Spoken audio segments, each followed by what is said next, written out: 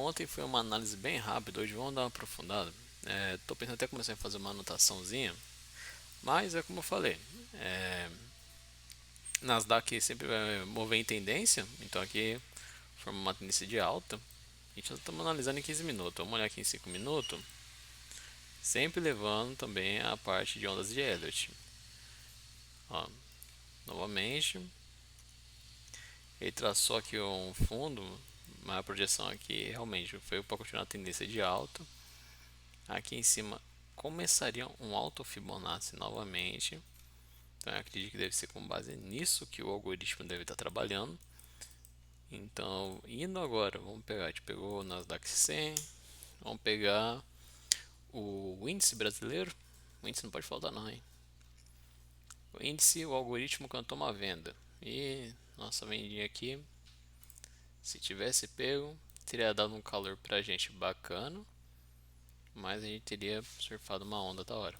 E o alvo final dele é aqui no 189,440. Análise bem rápida, não se aprofundando muito, tá? Então, sem muito segredo. Aí a gente indo pro dólar. Aqui no índice a gente pode também fazer uma análise um pouquinho maior, que olhando em 15 minutos, mesma coisa. O indicador teve duas confirmações, teve esse retângulo aqui e aí mais esse outro alto Fibonacci aqui embaixo. Então ele confirmou e aparentemente vai bater no alvo, seguindo o 189. Eu acredito que, não acredito, mas sim, esse indicador bateu muito bem na parte do índice. Vamos lá, o próximo, WDO. WDO, vamos seguir a nossa análise bem rápida aqui, sem se aprofundar em muita coisa, sem se aprofundar em questão geopolítica e essas coisas. Aqui no dólar, e tá passando um caminhão aqui, mas vamos continuar assim mesmo. Na questão do dólar, ele deu essa rompida aqui. Na abertura de mercado, deu esse candlezão aqui bacana de compra, começou a formar uma tendência de alta. Se a gente traçar essa linha aqui de tendência, ele está formando essa tendência de alta aqui. Eu acredito fortemente, se for seguir essa tendência de alta, ele pode formar esse triângulo aqui, ó. Formando esse triângulo, houve o rompimento. Aqui, ó, houve o rompimento. Ou ele pode fazer a seguinte movimentação. No meu ponto de vista, tá? Não existe um ponto de verdade aqui, mas deixa eu ver aqui se eu consigo pegar uma tendência. Eu me lembro que tinha umas linhas de tendência aqui bacana que a gente podia. Essa aqui é onda de Elliott, não quero onda de Elliott, não. Linha estendida, raio, linha vertical. Qualquer coisa, vou pegar esse aqui. Ele pode fazer essa movimentação aqui, ó. Subir, vir aqui, testar essa região aqui e depois subir novamente e fazer essa movimentação. Como o nosso amigo dólar ele segue muito a parte no Nasdaq, se a gente voltar aqui no 100, ele vai acabar fazendo a movimentação dos Nasdaq em 5 minutos, que é essa tendência de alta aqui. Começou por uma tendência de baixa enorme e agora está formando uma tendência de alta. Então, levando um estudo não muito ao pé da letra, mas sim se aprofundando, nosso próximo amigo que nós vamos olhar é o, vamos olhar um que eu não olho faz tempo, é o HK50. O HK50 é o índice futuro de Hong Kong, Pepper Stone. Aí também pode olhar pela TIC1000, como eu tô indicando eles também.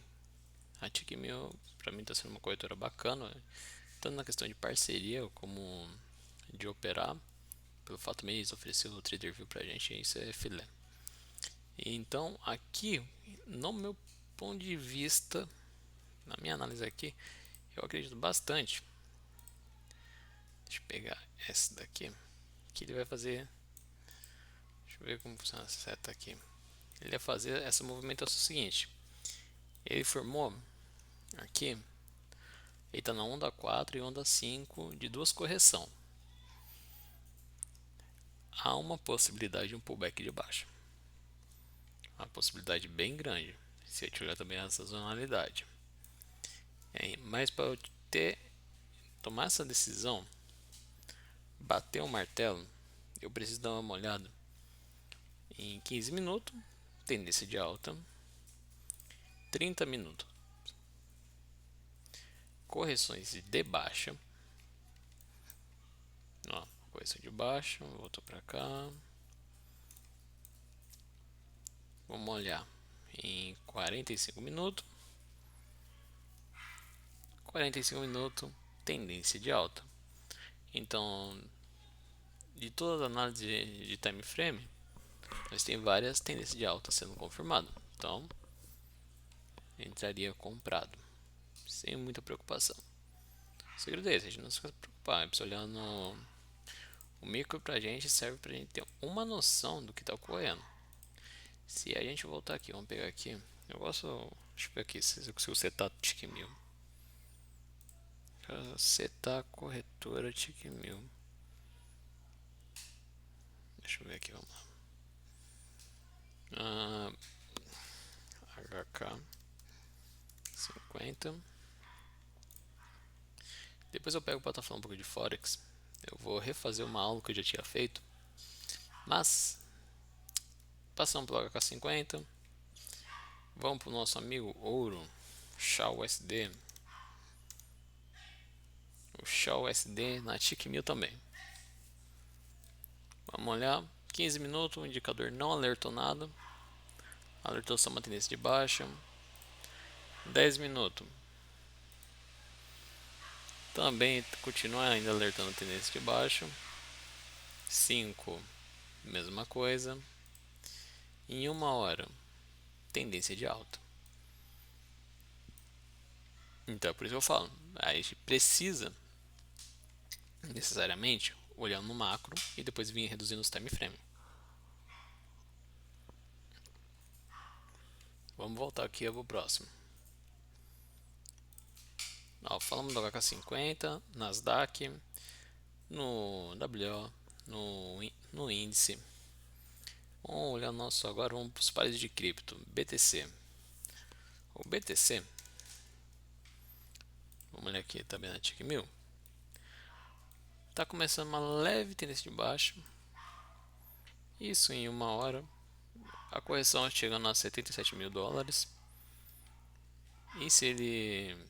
Eu aguardaria chegar nesse preço aqui para fazer uma compra. Por causa que tem muita gente que pode fazer hedge. O que seria fazer hedge? Deixa eu ver se eu consigo pegar aqui uma linha. Não quero linha de tendência não, quero linha horizontal. A opção de fazer hedge é a gente esperar chegar nessa parte aqui, fazer uma compra. Vamos ver aqui, ó, compra. Depois que a gente fez uma compra aqui, se abaixar mais um pouco, é fazer uma compra aqui. Na verdade, isso não é fazer hedge, isso é fazer preço médio. Mas porém, o preço médio em cripto é um pouco mais alavancado e melhor de fazer e mais seguro do que nos contratos futuros, por causa que aqui você não vai tomar prejuízo, você vai estar comprando um ativo e aguardando ele a voltar na recuperação. E raramente o BTC ele vai fazer uma queda sem haver uma correção muito forte. Então vamos para o próximo. A gente falou do BTC, vamos para o Ethereum, USD. Vamos ver aqui se tem. Ó, Ethereum. Ethereum é a mesma coisa, formando uma tendência de baixo. Mas essa queda aqui do Ethereum, eu esperaria para voltar a comprar ele e bater nessa região aqui.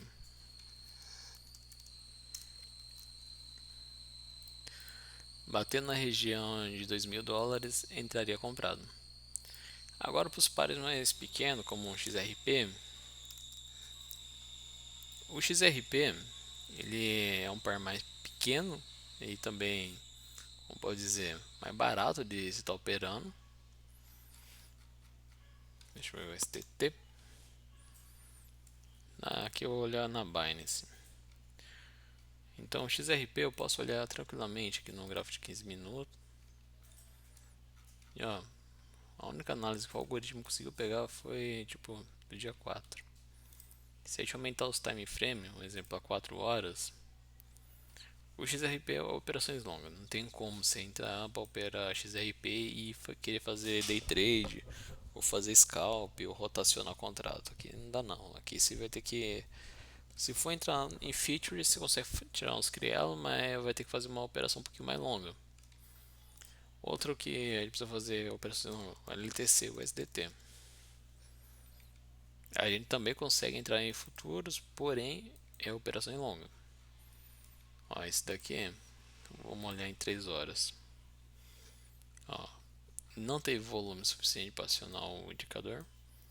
Eu acho que a única vez que foi no dia 20 e pouco. Vamos ver se em 10 minutos tem volume suficiente para acionar. Beleza, aqui já eu vou ter que retirar o que eu disse. Em LTC ou SDT você vai conseguir fazer uns scalp. Porém, é um ativo muito volátil. Então aqui você não consegue fazer uma análise muito certeira. Olhando aqui agora para os pares brasileiros, como Petro. Petro sempre tem esses gap aqui. Petro a gente precisa olhar no range diário.